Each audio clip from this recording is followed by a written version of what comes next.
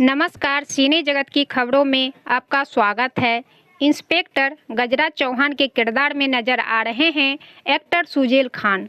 TV film अभिनेता सुजैल खान इन दिनों film industry में अपनी एक्टिंग से दर्शकों के दिलों में एक खास पहचान बनाए हुए हैं। दंगल टीवी के लोकप्रिय सीरियल मन सुंदर में इंस्पेक्टर कड़क सिंह के दमदार किरदार में नजर आ रहे हैं।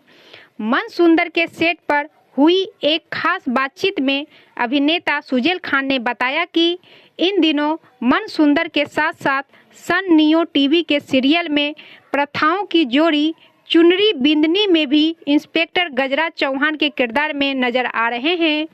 और अगर वर्टिकल सीरीज की बात करें तो सुजैल खान अब तक 50 से ज़्यादा स्टोरी में काम कर चुके हैं और सुजैल खान अपनी इस कामयाबी के लिए अपनी मां, अपनी लाइफ पार्टनर और अपने परिवार का सपोर्ट बनाते हुए सबको दिल से धन्यवाद देते हैं।